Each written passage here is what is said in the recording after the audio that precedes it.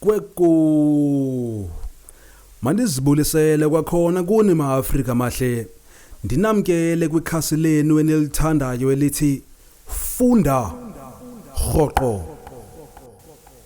Mhlambe ukhe uzibuze ukuba babunjwa njani abalinganiswa ebalini.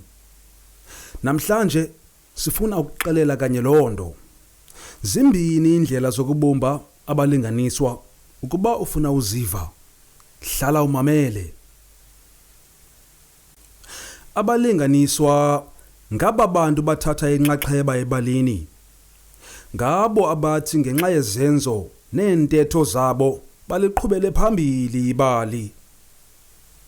Ukuze ke ibali lenoveli libe nobuncuane, makubekho lo ufuna into ethile, aze athi nokuba udibana nezithintelo ezizana abantu okanye nendalo, angayeki lula ukuphumeza injongo zakhe.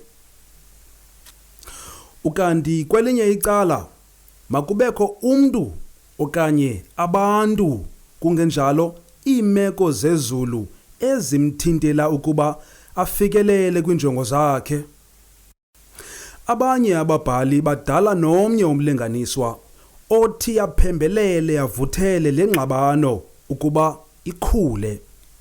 Maxa wambi enanjongo zimbi okanye engulwemishe nje. Banikwa amagama ke aba balinganiswa ngokwentlantlu zabo. Lo usungula okanye uqala isiganeko esikhokhelela kwimpixano kuthiwa ngumlinganiswa oyintloko. Ukanti lo uphikisana nomlinganiswa oyintloko ngumchasi. Lo uvuthela udushe phakathi komlinganiswa oyintloko nomchasi kumphiqanisi.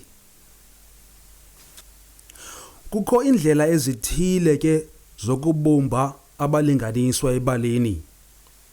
OkaPerin uzahlula zibe mbini indlela zokubumba abalinganiswa. Zezi zilandelayo. Uhlobo lokuqala luzobo ngqo. Uzobo ngqo. Apha umbhali usixelela ngokuthe gca ngomlinganiswa lowo. Unokusebenzisa ezindlela zilandelayo. Umbhali unako ukumchaza ngokwakhe umlinganiswa lowo.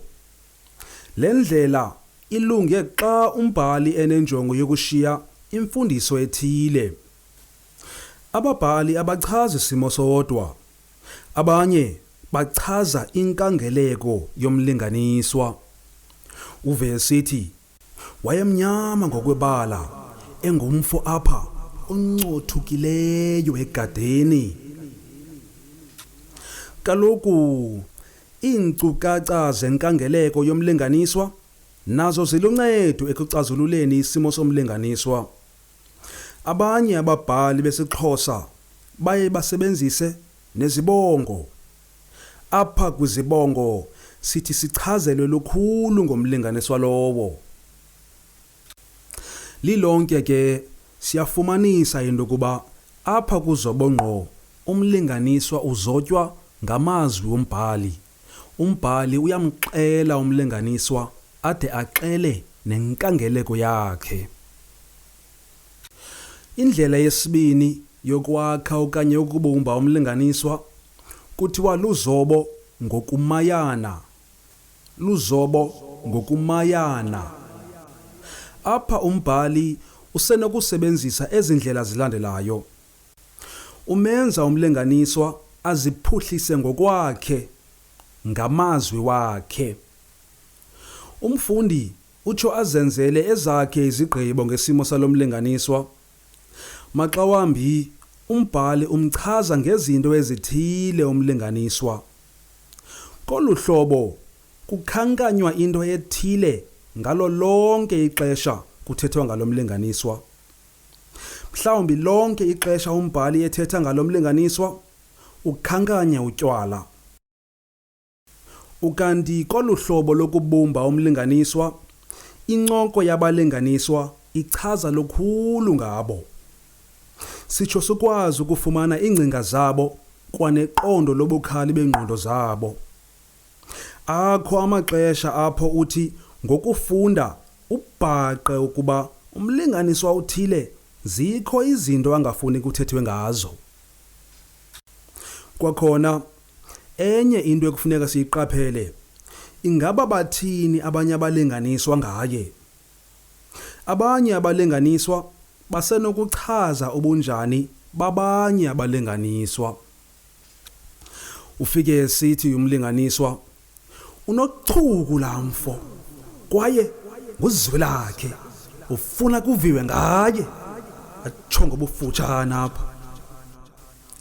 Apha kuzobo ngokumayana siyafumanisa into yokuba umbhali akamxeli ngokwakhe umlinganiswa, kodwa umlinganiswa uxelwa ngabanye abalinganiswa.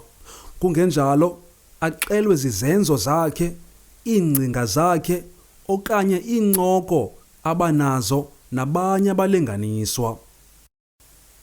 Le ibiyinkcazelo yokubunjwa kwabalinganiswa kwinoveli nakwidrama.